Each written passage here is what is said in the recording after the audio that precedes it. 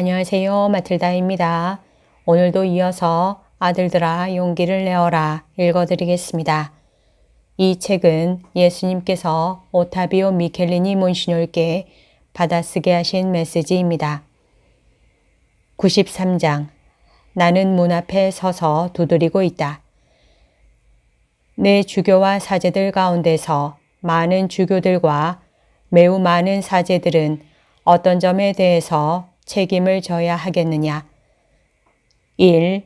이단적 행동주의, 곧 거짓 열성으로 포장된 자만심. 2. 때때로 기진맥진할 정도로 외적 활동에 골몰하는 행위. 이는 하느님의 뜻에서 나온 계획을 따르는 것이 아니라 악마의 교활한 오만과 음흉한 술책에 응하는 것이다. 3. 이 격화된 활동은 내적 활동과 일치하지 않는다.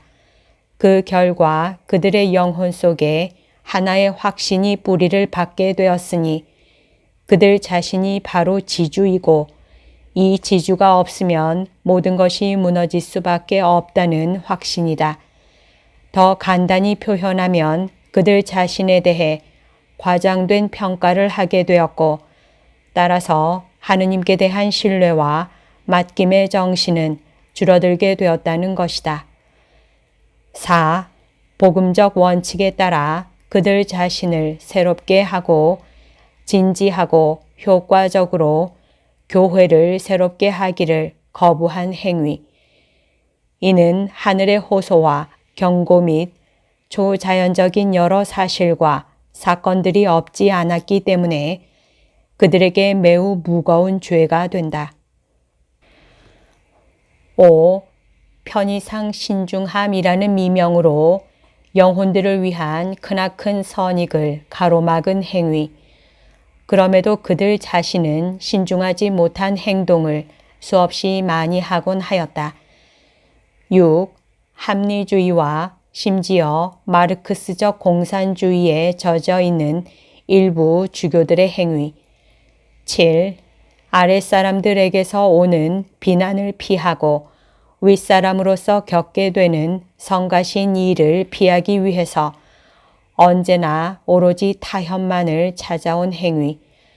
이는 내가 그들에게 엄중히 책망하는 점이니 무릇 타협이란 하느님께로부터 오는 것이 아니고 하느님의 성인들에게서 온 적도 없으며 앞으로도 오지 않을 것이다. 타협은 내 복음과 대립되는 것이기 때문이다. 8. 교회 안에 널리 퍼진 혼란에 대한 책임. 9. 더욱이 교리 및 흔히 윤리 분야의 오염이 심각한 상당수의 신학교에 대한 책임. 따라서 그들은 오류와 이단의 파급에 대한 책임이 있다. 이로 말미암아 교회가 온통 뒤죽박죽이 되어 무슨 말을 하는지 서로 거의 못 알아듣거나 전혀 못 알아들을 지경이 되었기 때문이다. 10. 어리석은 권위, 남용으로 초래된 현대 사목상의 여러 모순에 대한 목자와 사제들의 책임. 권위의 원칙이 무질서의 침범으로부터 지켜지고 보호되어야 한다는 말은 옳은 말이다. 그러나 권위를 행사하는 방식은 변해야 한다는 말과 영혼의 목자에게는 착함과 단호함이 썩 잘 조화를 이룰 수 있다는 말도 옳은 말이다. 11. 그리고 악마적인 현대 생활에 영향을 받아 많은 경우에 그것을 승인하고 축복까지 하는 다수의 주교와 사제들이 범한 매우 중대한 잘못이 있다. 악의 어두운 세력을 막고 내 교회를 파괴하는 그 세력과 대항하기 위해서 뽑힌 그들이 세상을 밝히는 등불인 그들이 지옥 어둠의 지배를 받아 불이 꺼져 버렸고 하느님의 백성을 위한 생명의 누룩이요 땅의 소금인 그들이 마귀들의 공략으로 바싹 마르고 마비되고 만 것이다. 12. 게다가 세상에서 한다한 사람들과 권력자들과 통치수를 겨룬 잘못이 있다. 그들은 자신들의 외교수를 자랑하지만 하느님의 영원하신 말씀이요 인류의 구원자이며 하느님께서 온 인류에게 파견하신 최고 최상의 특사인 나는 오직 한 가지의 외교술, 곧 진리만을 외교술로 썼다는 사실을 망각하고 있는 것이다. 나 예수는 통치자가 된 적이 없었다. 공생활 3년 동안 영예나 인간적 칭송이나 동의를 구한 적이 결코 없었고 착한 목자로서 언제나 오로지 하나의 갈망만을 지니고 있었다. 바로 아버지의 뜻을 따르며 사탄의 끔찍한 멍에에서 영혼들을 해방시키는 일이었다.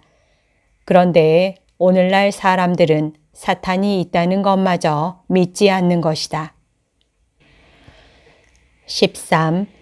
끝으로 목자와 사제들의 또 한 가지 중대한 잘못은 지옥의 어두운 세력으로 말미암아 고통받는 사람들과 정신적이거나 육체적으로 병들어 있는 사람들에 대한 무관심이다. 이는 어처구니 없고 생각할 수도 없는 무관심, 복음의 가르침과 참 하느님이요 참 사람인 나의 모범 및 병자들을 치유하고 마귀들을 내쫓으라고 내 사도들과 그 후계자들에게 준 권한과 명백히 대조를 이루는 무관심이다. 이것이야말로 음흉한 속임수가 얼마나 극에 이르렀는지를 드러내는 점이다. 주교와 사제들이 참 하느님인 내가 무익하고 쓸데없는 말을 했다고 생각할 수 있느냐? 참 하느님인 나 예수가 모든 시대에 다 유익하고 필요한 말과 가르침을 주지는 않았다고 생각할 수 있느냐 말이다. 나는 하느님이니 시간과 공간의 제약을 받지 않는다. 내 가르침은 모든 세대에 걸쳐 유효하다. 그런데 이 무신론적이고 비뚤어지고 믿음이 없는 세대의 주교와 사제들은 대체 어떤 종류의 믿음을 가지고 있단 말이냐. 대체 내 주교들이 현 시대는 사람이 된 내가 세상에서 살았던 시대와는 다르다고 생각할 수도 있는 것이냐. 현대적인 진보, 여기서 내가 말하는 진보는 사탄의 술책으로 조종되는 물질적 진보이다. 현대적인 진보는 사회적이고 세계적인 무질서와 타락의 도구로 사탄 자신에게 이용되어 왔다는 사실을 알아차리지도 못했단 말이냐.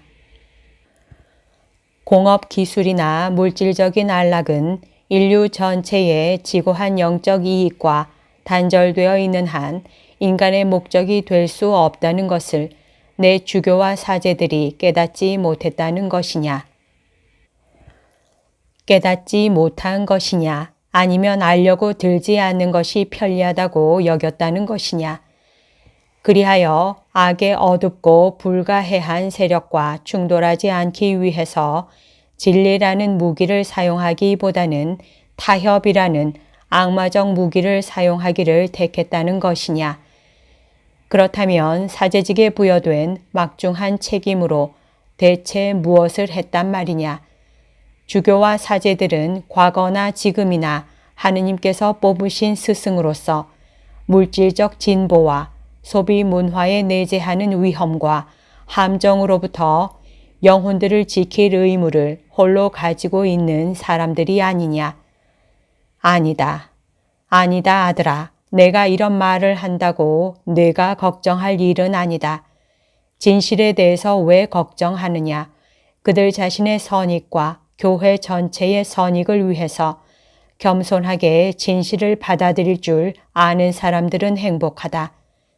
그러나 그들로 하여금 꼼꼼히 양심 성찰을 하게 하려고 거듭거듭 반복한 나의 당부는 불행히도 아무런 반향을 얻어내지 못하였다. 아무도 없는 허공에서 맴돌고 있었을 뿐이다. 아들아, 구원해 주려고 영혼들의 문을 두드리는 하느님의 선하심에 반항하는 것은 무서운 일이다. 그런 이들의 선배 중 한 사람이 유다였다.